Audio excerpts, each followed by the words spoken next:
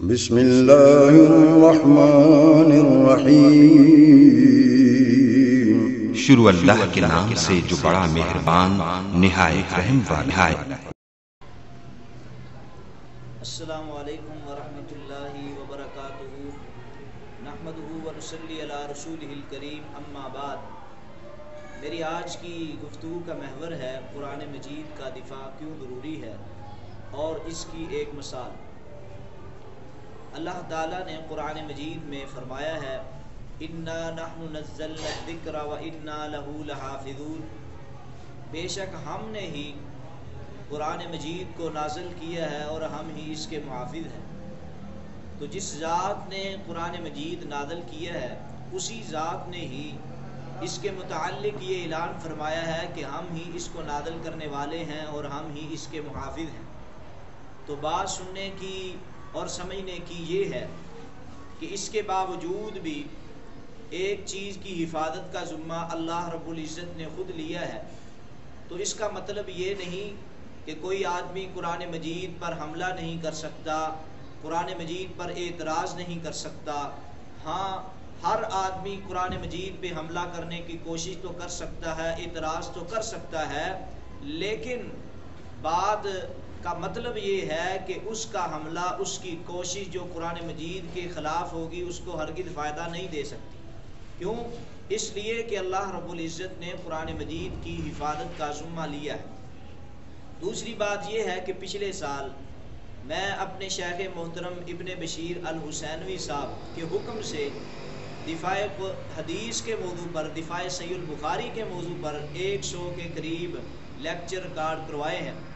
تو اس سال انہی کے حکم پر دفاع قرآن، کیونکہ قرآن مجید بھی ایسی کتاب ہے کہ جس پر یہودیوں نے بھی اعتراض کیے، عیسائیوں نے بھی اعتراض کیے، اور ہمارے بعد مسلمانوں نے بھی اپنے مذہب کی آڑ میں ایسے اعتراض قرآن مجید پر پیش کر دیے، یا پھر ایسا معنی پیش کیا کہ جو اصل میں قرآن مجید پر اعتراض ہے، ایسا معنی پیش کیا جو اصل میں قرآن مجید پر اعتراض ہے۔ تو انشاءاللہ العزیز سارا سال ہم اس بات پر جو خاص اعتراض ہیں سورۃ فاتحہ سے ہم شروع کر رہے ہیں۔ سب سے پہلے جو سورۃ فاتحہ پر اعتراضات ہیں ان کا جواب دیں گے، پھر سورۃ البقرہ پر، اور باقی پھر سارے قرآن مجید پر جو اعتراض، خاص اعتراض یہودیوں کی طرف سے ہیں، عیسائیوں کی طرف سے ہیں، ناسبیوں کی طرف سے ہیں، ہم ایک ایک کا جواب آپ کے سامنے رکھیں گے۔ اور یہ ضروری ہے کیونکہ مجھے یہ بھی پتہ چلا ہے کہ قادیانیوں کی طرف سے قرآن مجید کی بعض آیات کو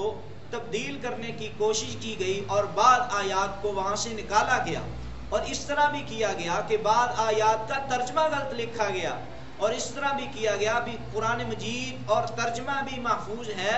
اور تفسیر میں انہوں نے ایسی تفسیر کی ہے کہ قرآن مجید کا انکار کرنے کی کوشش کی گئی ہے۔ تو ہر ایک کو مد نظر رکھتے ہوئے ہم آج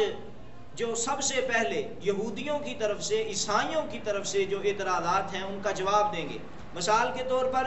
میرے سامنے کتاب ہے برہان التفاسیر، مولانا ثناء اللہ امرتسری رحمہ اللہ تعالی نے یہ کتاب لکھی ہے، کیونکہ ایک عیسائی پادری نے قرآن مجید پر اعتراض کیے تھے۔ اس کتاب کا نام، جس کتاب میں اس نے اعتراض کیے تھے، سلطان التفاسیر ہے۔ تو اس میں جتنے اعتراض ہیں ان کا مدلل جواب مولانا ثناء اللہ امرتسری رحمہ اللہ تعالی کی کتاب برہان التفاسیر میں موجود ہے۔ ہم اس کتاب کو نصاب بناتے ہیں، جو بھی ہمارے سننے والے ہمارے شاگرد ہیں، ہمارے ساتھی ہیں، ہمارے طلباء ہیں، علماء ہیں، اس کتاب کو ہم نصاب بناتے ہیں، اور اس کے ساتھ جو بھی دوسری چیزیں آتی ہیں، دوسری کتابیں جس سے ہم چیزیں اکٹھی کر کے ہم بیان کریں گے، تو اس کتاب کو سب سے پہلے نمبر پر آپ لوگوں نے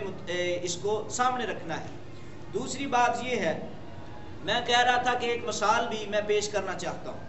وہ یہ کہ قرآن مجید کا آغاز اگر دیکھا جائے تو سورت جو ہے الگ سے ہوتا ہے، اقرأ بسم ربک الذی خلق خلق الانسان من علق، اور اسی طرح اگر ویسے دیکھا جائے قرآن مجید کو جب ہم اپنے ہاتھ میں پکڑتے ہیں، جو نسخے ہیں تو قرآن مجید کا آغاز الحمدللہ رب العالمین سے ہوتا ہے، سورۃ الفاتحہ سے ہوتا ہے، تو اسی کے مطابق ہی ہم قرآن مجید کا دفاع کریں گے۔ تو سب سے پہلے سورۃ الفاتحہ ہے، اور فاتحہ پر سلطان التفاسیر کے صفحہ 2 میں پہلا صفحہ اس نے کچھ ترتیب بیان کی ہے، کچھ اصول بیان کرنے کی کوشش کی ہے عیسائی پادری نے۔ سلطان التفاسیر کا صفحہ نمبر 2 ہے، صفحے نمبر 2 پہ اس نے سورۃ الفاتحہ پر پہلا اعتراض جو کیا ہے وہ آپ سماعت فرمائیں کہ سورۃ الفاتحہ پر پہلا اعتراض کیا ہے۔ یہ چیزیں آپ کے لکھنے والی ہیں، آپ لکھیں بھی۔ پہلا اعتراض یہ ہے، اس نے کہا، عیسائی پادری کہتا ہے کہ فاتحہ جیسی عظیم البرکت سورت جس کو مسلمان کہتے ہیں کہ فاتحہ جو ہے قرآن مجید کا خلاصہ ہے اور قرآن مجید کا یہ دل ہے، اور قرآن مجید کی ہر علم جو ہے اس میں موجود ہے۔ بعض کہتے ہیں قرآن مجید کے 5 علوم ہیں اور پانچوں کے پانچوں سورۃ الفاتحہ میں بیان کیے گئے ہیں۔ تو عیسائی پادری نے سورۃ الفاتحہ پر یہ اعتراض جڑ دیا، اس نے کہا اتنی عظیم البرکت کتاب، لیکن اس کا کوئی شان نزول نہیں مفسرین محدثین نے بیان کیا، اس کا کوئی شان نزول نہیں بیان کیا، حالانکہ باقی کتابیں جو ہیں، باقی صورتیں جو ہیں، باقی صورتیں ان کے شان نزول لکھے گئے ہیں اور سبب ورود لکھے گئے ہیں، ساری چیزیں ان کے بارے میں مفسرین نے یہاں تک لکھ دیا ہے۔ دیکھو حملہ کرنے کا انداز، اس نے کہا قرآن مجید کی صورتوں کے شروع میں مفسرین نے یہاں تک لکھا ہے کہ یہ سورت مکے میں نازل ہوئی ہے، یہ سورت مدینے میں نازل ہوئی ہے، یہ سورت صبح نازل ہوئی ہے، یہ صبح شام کو نازل ہوئی ہے، دوپہر کے وقت ہوئی ہے، عصر کے بعد ہوئی ہے، مغرب کے بعد ہوئی ہے، یا پھر عشاء کے بعد نازل ہوئی ہے، سفر پہ جاتے ہوئی ہے، حضر پہ جاتے ہوئی ہے، حتیٰ کہ سفر میں نازل ہونے والی، حضر میں نازل ہونے والی، مکے میں نازل ہونے والی، مدینے میں نازل ہونے والی، حالت مقیم میں نازل ہونے والی اور غزوات کے دوران نازل ہونے والی آیات کے بارے میں واضح تفصیل کے ساتھ مفسرین نے لکھا ہے۔ اور سورۃ الفاتحہ عظیم البرکت کتاب ہے، اس کے بارے میں ایسی کوئی بات نہیں لکھی مفسرین نے۔ تو کہنے کا ان کا مقصد کیا ہے؟ وہ یہ بات کہہ کے کہنا چاہتے ہیں کہ ہم کہہ سکتے ہیں کہ اس کا شان نزول نہیں لکھا گیا، اس کے بارے میں یہ نہیں لکھا گیا کہ یہ مکی ہے کہ مدنی ہے، اس کے بارے میں یہ نہیں لکھا یہ سفر میں نازل ہوئی ہے یا حضر میں نازل ہوئی ہے، اس کے بارے میں یہ نہیں لکھا صبح نازل ہوئی ہے شام کو نازل ہوئی ہے۔ لہذا جب یہ نہیں مفسرین نے لکھا تو ہم کہہ سکتے ہیں یہ قرآن مجید کا حصہ نہیں ہے۔ تو ہم عیسائی پادری کو سب سے پہلا جواب یہ دینا چاہتے ہیں کہ قرآن مجید کے شروع میں جو شان نزول ہوتے ہیں، سبب ورود ہوتے ہیں، اور صبح کو نازل ہوئی شام کو نازل ہوئی، یہ چیزیں ایک قرآن مجید کی ذات پر ان کا کوئی اثر نہیں پڑتا۔ قرآن مجید کی ذات پر، ذات کا مطلب الفاظ پر، قرآن مجید کے معنی پر ان چیزوں کے ساتھ کوئی اثر نہیں پڑتا۔ دوسری بات یہ ہے کہ شان نزول میں بہت سا حصہ جو ہے راویوں کی کلام اور ان کے فہم پر بھی اس کا بہت زیادہ حصہ ایک قرآن مجید میں بیان کیا جاتا ہے، اور اس کی قرآن مجید کی ذات میں اس کا دخل نہیں ہے۔ اور شاہ ولی اللہ محدث دہلوی الفوز الکبیر میں، جو کہ مدارس میں صحیح البخاری کی کلاس میں یہ کتاب پڑھائی جاتی ہے، اس میں بھی انہوں نے لکھا ہے کہ شان نزول اور یہ لکھنا کہ سفر میں ہوئی ہے حضر میں نازل ہوئی ہے، قرآن مجید کی ذات کے اوپر اس بات کا اثر نہیں پڑتا ایک چیز کا شان نزول آیا ہے کہ نہیں آیا، کیونکہ جو قرآن مجید اللہ نے نازل کیا ہے اس میں یہ شان نزول وغیرہ نہیں ہے۔ اگرچہ یہ چیزیں قرآن کو سمجھنے کے لیے فائدہ تو دیتی ہیں لیکن قرآن مجید کی ذات پر اثر نہیں پڑتا۔ اور اس کی دوسری دلیل یہ کہتے ہیں اس کا شان نزول نہیں ہے، ہم اس کا بھی جواب دینا چاہتے ہیں، کیونکہ مصنف ابن ابی شیبہ کی 7ویں جلد میں صفحہ نمبر 329 میں ایک روایت موجود ہے، ابو میسرہ رضی اللہ تعالی عنہ سے مروی ہے، ان رسول اللہ صلی اللہ علیہ وسلم، بے شک نبی کریم صلی اللہ علیہ وسلم، کان اذا برد، جب امام کائنات جناب محمد رسول اللہ صلی اللہ علیہ وسلم گھر سے باہر نکلے، آقا علیہ الصلوۃ والسلام بارازہ گھر سے باہر نکلے تو کیا ہوا؟ سمیع منادین، امام کائنات نے کسی آواز دینے والے کو، کسی پکارنے والے کو یہ پکارا، سنا، پکارنے والے کی آواز کو سنا امام کائنات نے۔ جب امام کائنات گھر سے نکلے، سمیع منادین، ایک آواز دینے والے کی آواز کو سنا کہ وہ کیا کہہ رہا تھا. فَإِذَا سَمِعَ الصَّوْتَ،